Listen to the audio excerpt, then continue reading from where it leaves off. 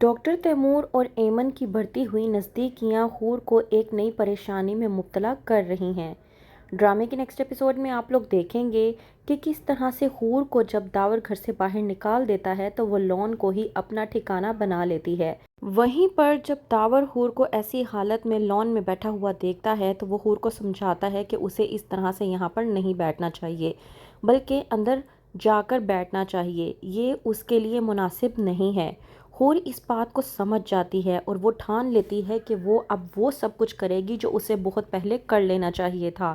داور جب گھر میں جاتا ہے تو پری داور سے بات کرتی ہے اور کہتی ہے کہ مجھے تو یہ سمجھ میں نہیں آ رہی کہ اس میں اتنی ہمت کیسے آ گئی، ضرور اسے کسی نہ کسی نے کوئی نہ کوئی شے تو ضرور دی ہے جس کی وجہ سے وہ ہمت دکھا رہی ہے اور میرے سامنے ڈٹ کر کھڑی ہے اور کہہ رہی ہے کہ وہ اس گھر کے گیسٹ روم میں شفٹ ہو رہی ہے۔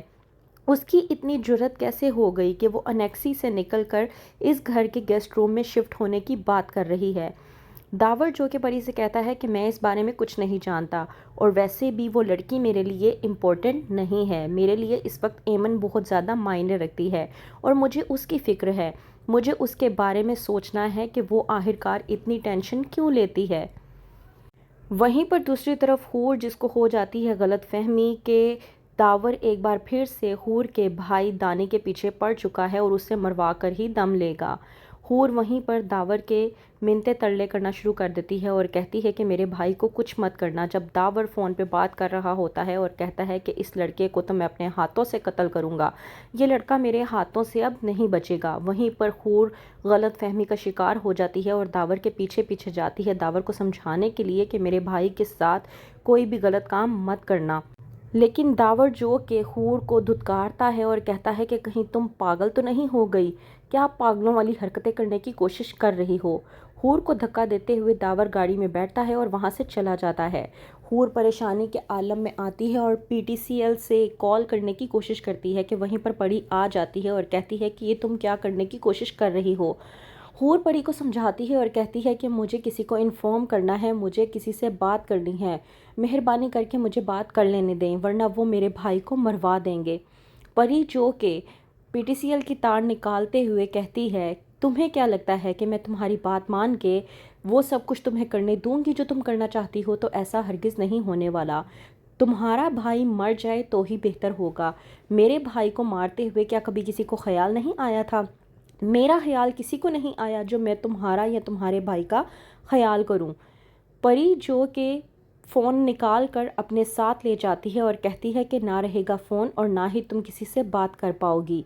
وہیں پر دوسری طرف ایمن جو کہ تیمور سے نزدیکیاں بڑھانے کی کوشش کر رہی ہے اور کال پر کہتی ہے کہ میں آپ سے ملنا چاہتی ہوں، کیا آپ مجھ سے لنچ پر ملیں گے؟ تو وہیں پر تیمور ایمن سے ملاقات کے لیے رضامند ہو جاتا ہے اور کہتا ہے کہ لنچ کے لیے نہیں پر کافی کے لیے ضرور مل سکتا ہوں۔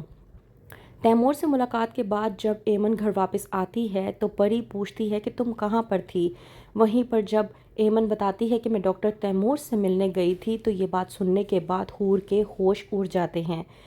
پری جو کہ ایمن کو کہتی ہے کہ تم اتنی خوش نظر آ رہی ہو، تم لگتا ہے گھر کا تماشا بنانے کی کوشش کر رہی ہو۔ اس بات پر ایمن پری سے کہتی ہے کہ میں آپ کو خوش نظر آ رہی ہوں، کیا یہ آپ کے لیے کافی نہیں ہے جو آپ بات کا بتنگڑ بنانے کی کوشش کر رہی ہیں؟ آپ کو کیا لگتا ہے میں ڈاکٹر تیمور سے مل کر آئی ہوں، مجھے خوشی ہے۔ اس بات پر حور پریشان ہو جاتی ہے اور سوچ میں پڑ جاتی ہے کہ اگر یہ میرا تیمور ہے اور وہ ایمن کے پیچھے گھر تک بھی آ گیا اور اگر اس نے مجھے اس گھر میں دیکھ لیا تو اس کی تو سانسیں ہی بند ہو جائیں گی، تو کیا ہوگا آگے؟ کیا حور کی یہ بات واقعی ہی میں صحیح ثابت ہوگی؟ آپ لوگوں کا کیا کہنا ہے کمنٹ میں ضرور بتائیں اور مزید آگے دیکھنے کے لیے دیکھتے رہیے ڈرامہ سیریل ایک لفظ زندگی۔